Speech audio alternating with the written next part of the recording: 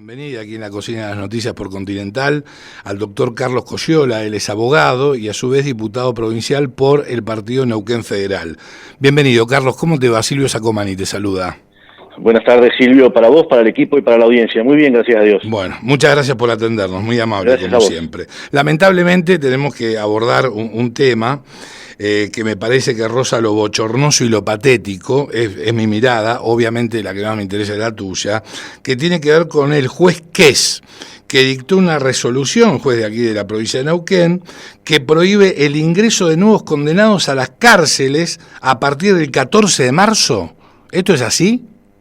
Bueno, no he leído en su totalidad la resolución, por lo tanto hago esa reserva, pero sí obviamente lo que ha trascendido, y no ha sido, inclusive han trascendido declaraciones de miembros del Ministerio Público Fiscal que así lo determinan, por lo tanto sería así. Hay realmente una nueva muestra de que los derechos humanos, o que hay una visión sesgada de los derechos humanos, digamos, ¿no? Es decir, pareciera como que los derechos humanos son únicamente de las personas que están privadas de la libertad, y no hay una mirada global de los derechos humanos, y específicamente la de las víctimas, ¿no? Es decir, desde que entró nuestro Código Procesal Penal en vigencia, que es ha sido un faro en Argentina, obviamente el artículo 61 de ese código habla claramente de los derechos de las víctimas, que acá no han sido en absoluto tenidos en cuenta, y las víctimas, obviamente, dice el propio código, tiene el derecho de ser informado, notificado de la imposición o revocación de medidas de coerción, es decir, justamente establecer este tipo de restricciones a la libertad, y acá en una decisión exclusivamente basada en una petición, es más, que supera la petición de la propia defensa, porque la propia defensa pedía que se establezca un cupo en las cárceles, y este juez ha determinado que no pueden ingresar nuevos condenados a las comisarías, y entonces ¿cuál es la solución? Que queden libres. No, es buenísimo, es genial. Entonces, indudablemente que es una cuestión muy, muy grave, pero que inclusive no ha merituado otras cuestiones del contexto. Es decir, primero debo decir que esto lo articula o lo solicita la defensa. La defensa pública hoy está bajo el mando último de la doctora Merlo, que justamente, hay que decirlo, creo que se dijo en la audiencia, era la ministra de Seguridad cuando se cedió la cárcel de Cenillosa a la Nación. Sí. Y esa cárcel tiene obviamente lugar para radicar 500 personas detenidas, por lo tanto estaríamos absolutamente, inclusive holgados, tendríamos más lugar para detenidos de los que hoy necesita la provincia. Y bueno, en su momento la ministra, junto con el gobernador de aquel momento, determinaron esta situación de cederle a la Nación a cambio de las instalaciones de la vieja unidad 11, que está de la unidad 9, perdón, que está en el centro de la localidad, que obviamente de ninguna manera se fijaron en establecer cuál iba a ser la medida para que alojar a los detenidos. Y eso pasó hace muchos años y no hubo inversión de la provincia para compensar esa pérdida de esa cárcel que había sido comenzada a construir en la gestión del exgobernador Sovich. Entonces, y justo hoy, a un año de que asume el nuevo gobierno provincial, se acuerdan de que hay una crisis carcelaria, cuando hoy es la primera, en muchos años, la primera gestión que efectivamente toma cartas en el asunto, declara la emergencia carcelaria y comienza con las inversiones. Entonces, hoy no hay que perder de vista que se está con un avance del 41,5% de avance en la comisaría número 52 de Centenario, con una inversión de 3.800 millones de pesos, es decir, 4 millones de dólares, La unidad 11 de Centenario, el pabellón de máxima seguridad de la primera etapa, un avance de 44% con 10 millones de dólares. La comisaría cuarta de Altabarda está adjudicada con un valor de 2,5 millones de dólares. En la segunda etapa del pabellón de máxima seguridad de la unidad 11 de 8 millones de dólares, que ya está licitada. Obras que obviamente están para licitar y para contratar, la obra del pabellón de máxima seguridad de Cutralcó con 12 millones de dólares, la unidad 32 de Zapala, el pabellón de máxima con otros 12 millones de dólares, el pabellón de mediana seguridad de la unidad 11 con 20 millones de dólares. Es decir, hay una serie de inversiones que están en marcha, algunas, y otras que están a punto de ponerse en marcha porque están los procesos licitatorios en marcha, y esto no ha sido tenido en cuenta, y entonces lo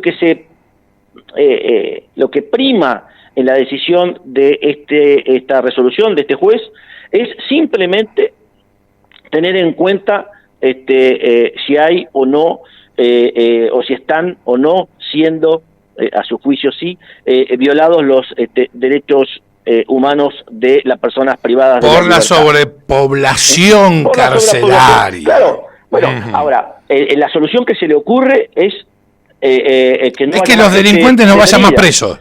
Entonces, claro, creo que es de una extrema gravedad, siendo que la provincia de Neuquén no es la que está en peores condiciones de las condiciones de encierro. Es decir, Río Negro está muchísimo peor, ni hablar de la provincia de Buenos Aires. La provincia de La Pampa, por ejemplo, no tiene servicio penitenciario, por lo tanto, o cárceles de establecimientos carcelarios, sino que están todos en las comisarías. Entonces, creo yo que está viendo solo una parte de la película, y la solución que se le ocurre, vuelvo a decir, es simplemente poner delante de todo las supuestas violaciones a los derechos humanos de las personas detenidas, las que han cometido los crímenes, porque acá hay que decir... Pero por supuesto, exactamente. Yo me pregunto, los derechos humanos de las víctimas, ¿a dónde se encuentran? No, pero vuelvo, y la seguridad de las personas. Imagínate qué mensaje se le da a la comunidad, a la gente de bien, y por supuesto a los que delinquen. Es decir, no va a haber más personas ingresando a el sistema carcelario en la provincia de Neuquén. Entonces, personas que han quitado vidas, es decir, a esto me refiero, ¿no? Es decir, mientras que las víctimas que, gracias a Dios, no han perdido su vida, o los familiares de la víctima que se han perdido su vida, o las personas que han visto, obviamente, alienada su propiedad, las personas que han sido víctimas de abusos sexuales, todas esas personas hoy, imagínate la sensación de todas esas personas al escuchar la sanción de una resolución de esta naturaleza. Yo, la verdad que lo veo con muchísima preocupación. Creo que, así lo han anunciado del Ministerio Público Fiscal, que es lo que he escuchado en las entrevistas, que esto va a ser obviamente apelado para como mínimo, ¿no? Que sea, escuché que ha sido ya apelado o solicitada su revisión por un tribunal superior, y después indudablemente esto llegará al Superior Tribunal de Justicia. Es decir, una medida extremísima en un contexto en el que se han empezado a realizar las obras, que el gobierno provincial está empezando a dar respuestas en un año de gestión, después de tantos y tantos años de falta de gestión y de falta de inversión en política carcelaria. Totalmente. Desde el 2022 está declarada la emergencia carcelaria, si mal no recuerdo. Claro, el 2022 se declaró la emergencia carcelaria, pero porque venía un arrastre muchísimo anterior. Es decir, ahí se declaró la emergencia carcelaria. Ahí se declaró el cierre de las unidades de detención, de las unidades penitenciarias, pero justamente por la falta de inversión que se arrastra en años. Totalmente. La última inversión que hubo en este sentido fue justamente la cárcel de Cenillosa, con una capacidad para 500 internos, que fue cedida al gobierno nacional, y cuando ahora hace poco salió, vos te acordarás, creo que lo trataste en tu programa, cuando salió que Nación iba a rematar esos lotes, sí, ahí nos dimos cuenta de que ni siquiera está transferido a la provincia ni a la municipalidad la propiedad de esos lotes. Mientras tanto, Nación ya tiene los presos federales dentro de la cárcel, la está usando y es de su propiedad. Entonces, digo, que la titular del Ministerio Público de la Defensa, que fue la ministra de Seguridad en aquel momento, desconozca esta realidad e inste un proceso de habeas corpus, solicitando estas medidas, desconociendo su propia falta de acción al ser ministra, y la realidad de que el gobierno provincial hoy, gracias a Dios, se está invirtiendo en política carcelaria, me parece de una gravedad extrema, inusitada, totalmente. Ahora, sin lugar a dudas, el juez Kess parece que forma parte de justicia legítima, ¿no es cierto? De justicia legítima no dejó precisamente el Poder Judicial. Es lo más parecido a Zaffaroni que he visto en mi vida. Pero aquí no hablamos de una puerta giratoria ni siquiera. Estamos hablando de que los delincuentes, si se le da a los delincuentes la posibilidad de seguir cometiendo delitos, sin ser apresados, obviamente. Sinceramente, aparte habría que ver, creo yo que las expresiones que se han ventilado de esa audiencia en la que se hablaba o el propio magistrado hablaba de tardanza en la ejecución presupuestaria del Poder Ejecutivo, es decir, pareciera en principio, vuelvo a decir, voy a leer la resolución detenidamente, pero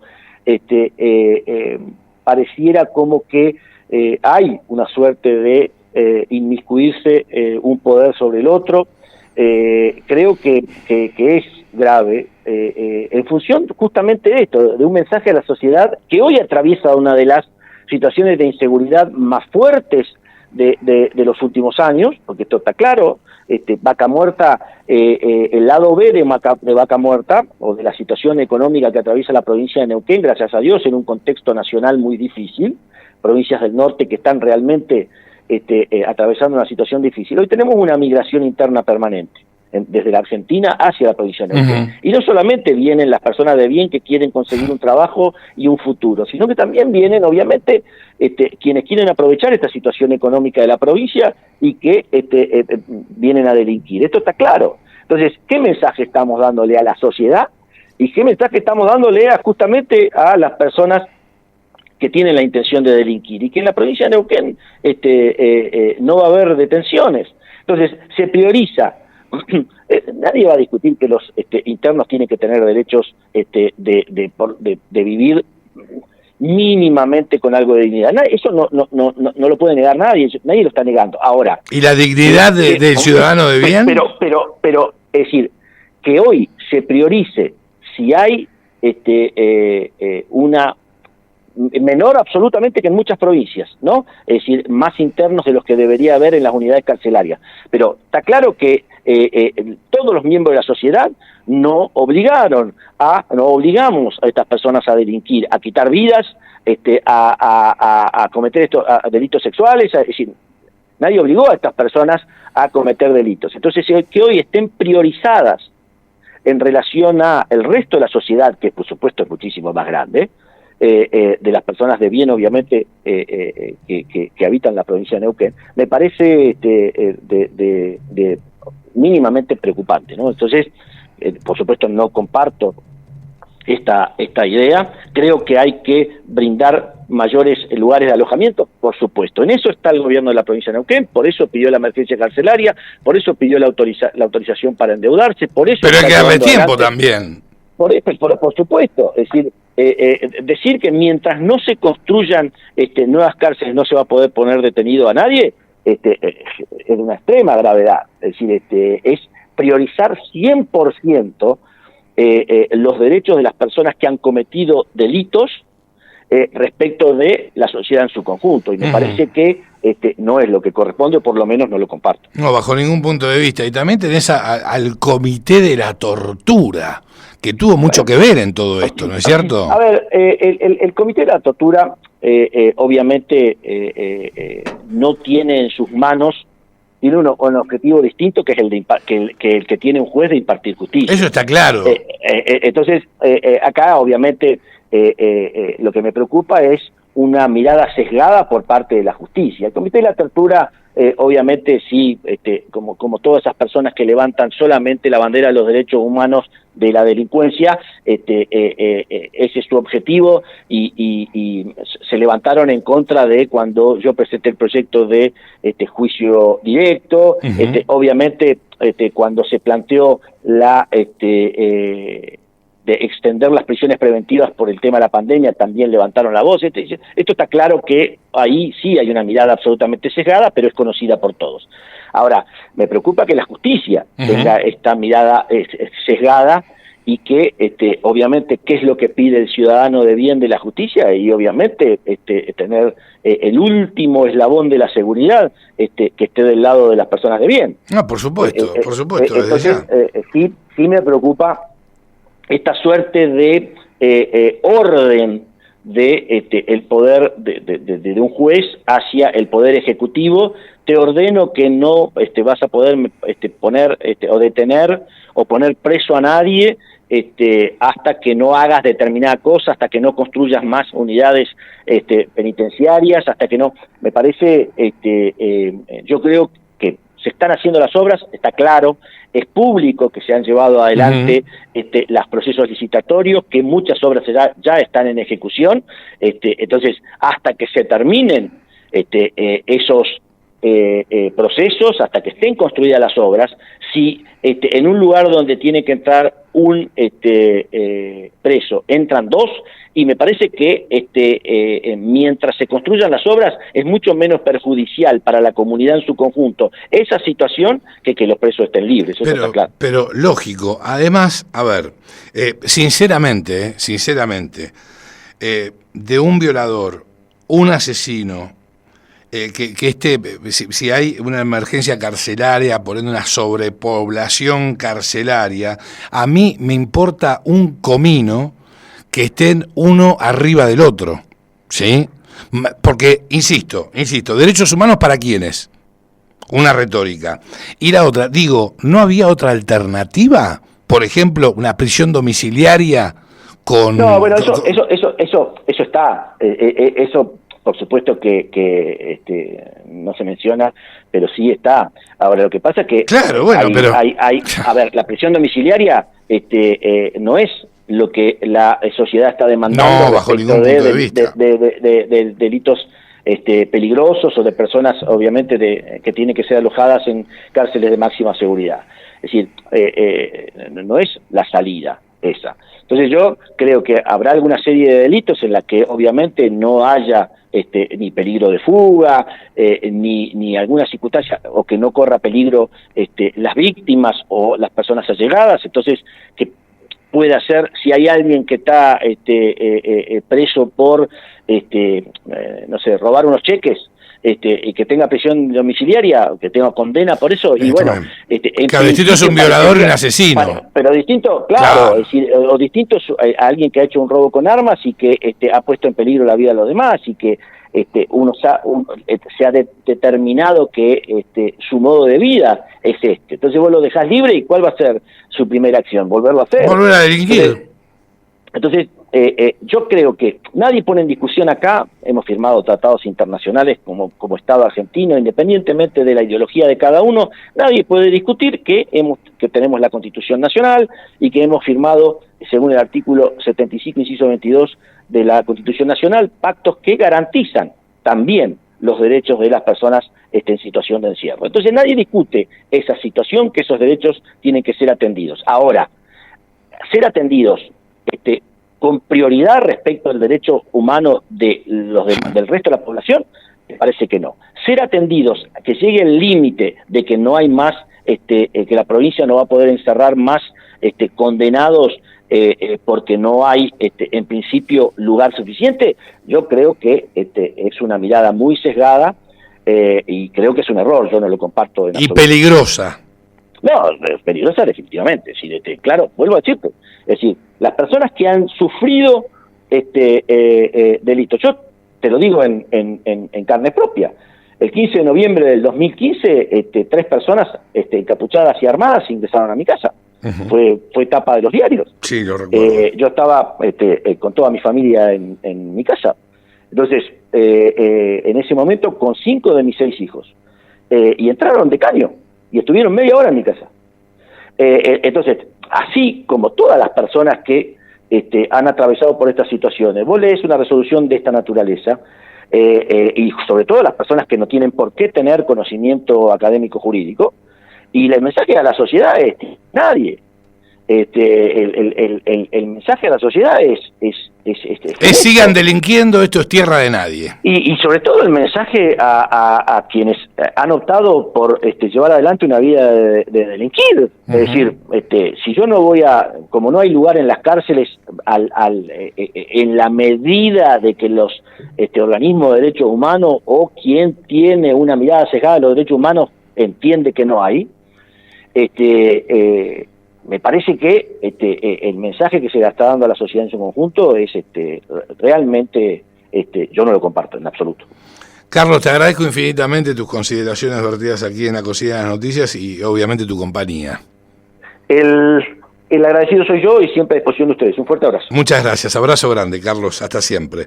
Lo escuchabas al doctor, él es abogado, Carlos Cocciola, diputado provincial por el partido Neuquén Federal, pasar por La Cocina de las Noticias.